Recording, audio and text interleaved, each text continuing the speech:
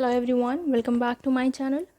Previous lecture में हम लोगों ने इन्वेस्टमेंट की मीनिंग पढ़ा था, टाइप्स पढ़ा था, डेप्रिसिएशन क्या होता है वो पढ़ा था, और कैपिटल लॉस क्या होता है इसको हम लोग ने देखा था। डेप्रिसिएशन कैपिटल लॉस में डिफरेंसेस क्या है, कुछ पॉइंट्स उसके भी डिस्कस किए थे हम लोगों ने। जिन्होंने नहीं देखा, डिस्क्रिप्शन बॉक्स में लिंक दी हुई है, जाकर देख लीजिए। इम्पॉर्टेंट टॉपिक था वो भी। और आज हम लोग कंटिन्यू करेंगे नेशनल इनकम में domestic territory, normal resident, non resident, citizen and resident क्या होता है, और कुछ इम्पॉर्टेंट पॉइंट्स या significance regarding the domestic territory and normal resident, ये सब हम लोग इस लेक्चर में कवर अप करेंगे। तो चलिए स्टार्ट कर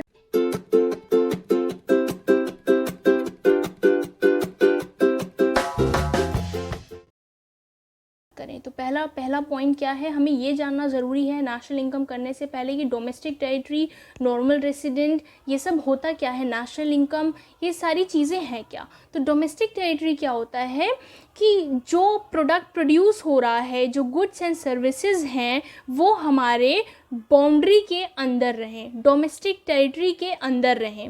इज दैट क्लियर? यानी कि in a gross domestic product we include those goods and services, उस गुड्स एंड सर्विसेज को हम इंक्लूड करते हैं विच आर प्रोड्यूस्ड, जो प्रोड्यूस्ड हो रहे हैं इन अ डोमेस्टिक टेरिटरी, हमारे टेरिटरी में, डोमेस्टिक टेरिटरी में जो प्रोड्यूस्ड हो रहे हैं गुड्स एंड सर्विसेज, वो हमारे क्या होंगे, डोमेस्टिक प्रोडक्ट होंगे। और डोमेस्टिक टेरिटरी को इकोनॉमिक टेरिटरी भी कहा जाता है।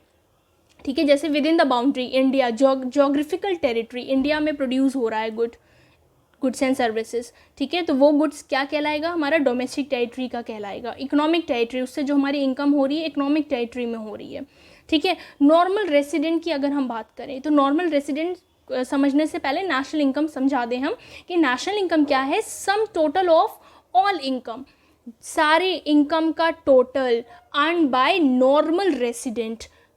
कौन अर्न कर रहा है, नॉर्मल रेसिडेंट अर्न कर रहा है। ये नहीं कि फॉरेन में रह रहा है, हम उसकी इनकम को हम अपने नेशनल इनकम में ऐड कर लेंगे, अपनी इंडिया की नेशनल इनकम में ऐड कर लेंगे, ऐसा नहीं होता है। ठीक है, national income sum of all income, सारी इनकम जो कि हमारे normal resident of a country से अर्न हो रही हो। अब नॉर्मल रेसिडेंट होता क्या है, नॉर्मल रेसिडेंट वो होता है वो पर्सन जो ऑर्डिनरी रिसाइड कर रहा हो हमारी कंट्री में, जो रह रहा हो हमारी कंट्री में।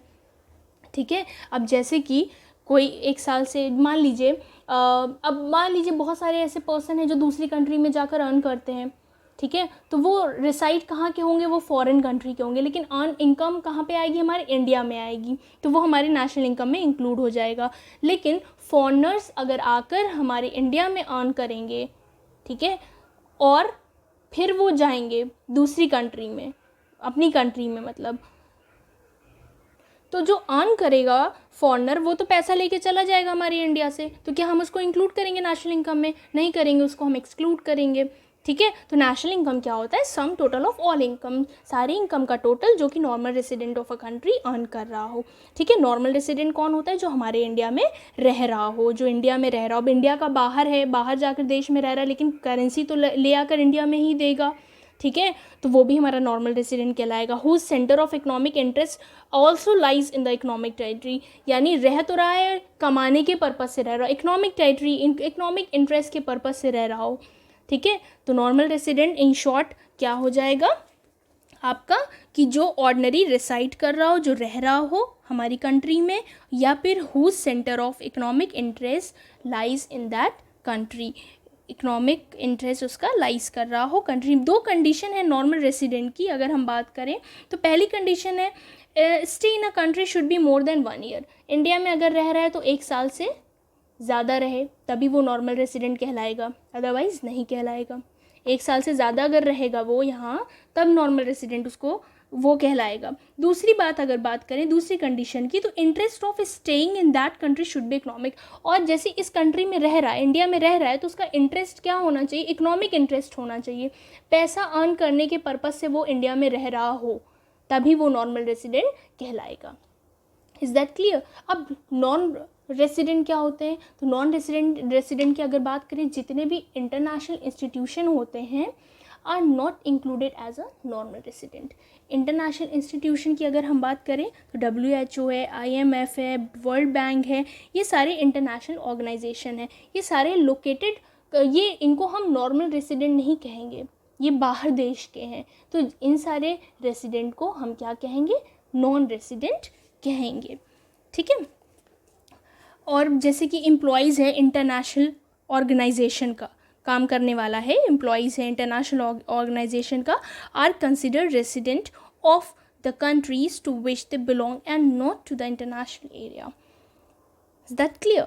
या फिर कोई वर्कर है हमारे बाहर से आया है, बाहर से आकर यहाँ काम कर रहा है, तो वो हमारा नॉर्मल रेसिडेंट नहीं है। अगर 1 साल से ज़्यादा रहा तो वो नॉर्मल रेसिडेंट है। अच्छा चलिए एक पूछते हैं हम आपसे क्वेश्चन कि नॉर्मल रेसिडेंट है कि क्या है, वो हम उसका आंसर भी आपको दे देंगे। जैसे कि एक question, Indian going for medical treatment to US, कोई इंडियन है US गया है मेडिकल ट्रीटमेंट के लिए, तो क्या वो वहाँ का नॉर्मल रेसिडेंट कहलाएगा, या यहाँ का नॉर्मल रेसिडेंट कहाँ का कहलाएगा, यहाँ का कहलाएगा। इंडिया है, इंडिया का है, कुछ समय के लिए गया है, वापस आ जाएगा, ठीक है, तो नॉर्मल रेसिडेंट कहलाएगा।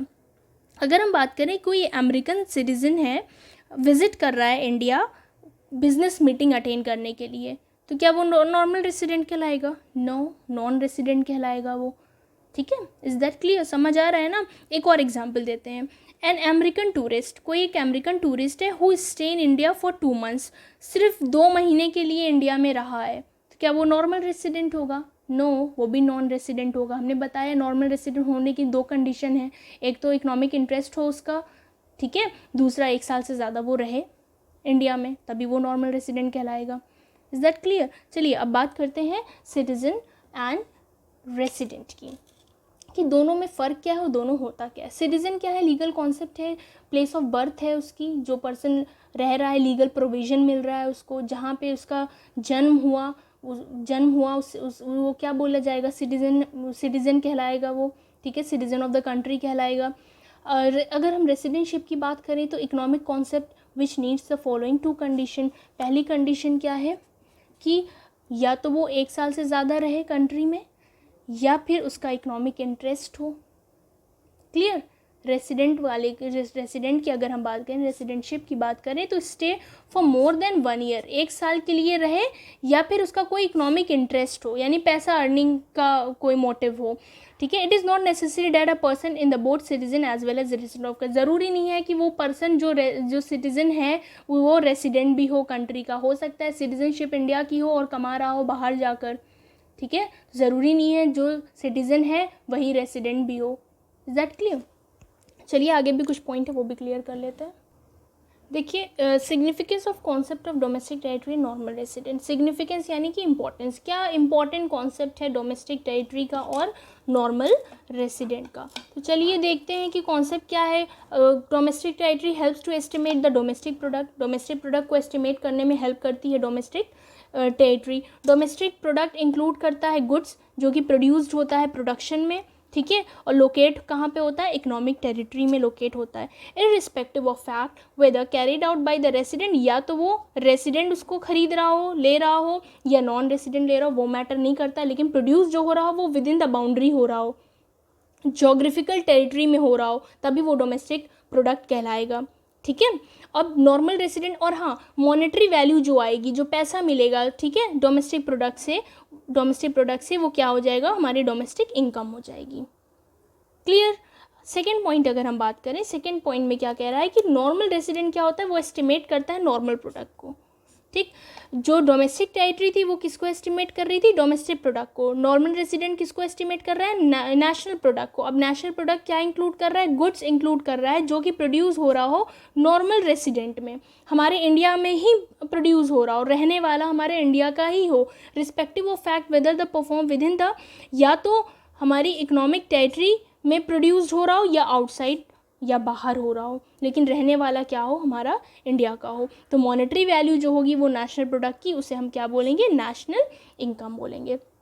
जैसे कि मान लीजिए एक फॉरेनर है वो, या मान लीजिए कोई इंडियन है, इंडियन गया बाहर फॉरेन जाकर अर्न किया पैसा, तो पैसा क्या फॉरेन में ही खर्च कर देगा? नहीं, वहाँ का पैसा लाएगा इंडिया में खर्च करेगा। ठीक है, तो उसकी इनकम इंक्लूड कहाँ होगी? नेशनल इनकम में इंक्लूड होगी, वो ऐड होगी। अब कोई फॉरेनर है, वो इंडिया में रहता हो, इंडिया से अर्न करता हो, तो यहाँ से पैसा लेकर चला जा रहा हो अब्रॉड, तो उसकी इनकम इंडिया की नेशनल इनकम में क्या हो जाएगी?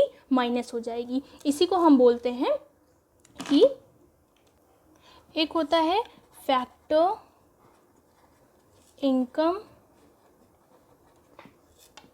फ्रॉम अब्रॉड, ठीक।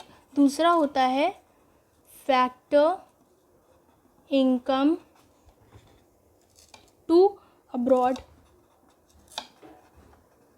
बहुत ध्यान से समझिएगा, यहाँ लगा है फ्रॉम, यहाँ लगा है to. Factor income from abroad, abroad से जो इनकम आ रही है वो नेशनल इनकम में क्या हो जाएगी? ऐड हो जाएगी। नेशनल इनकम में ये ऐड हो जाएगा। फ्रॉम क्यों? क्योंकि वहाँ का पैसा कहाँ आ रहा है? इंडिया आ रहा है, और हम नेशनल इनकम किसकी निकाल रहे हैं? इंडिया की निकाल रहे हैं, तो इंडिया में वो ऐड हो जाएगा, यानी नेशनल इनकम में वो ऐड हो जाएगा। फैक्टर इनकम टू अब्रॉड, यानी कि जो इनकम हम फॉरेनर्स हैं इंडिया से कमा रहे हैं और ले जाकर अपने देश में खर्च कर रहे हैं, तो वो इनकम क्या होगी? नेशनल इनकम में माइनस हो जाएगी। नेशनल इनकम में क्या हो जाएगी? माइनस हो जाएगी।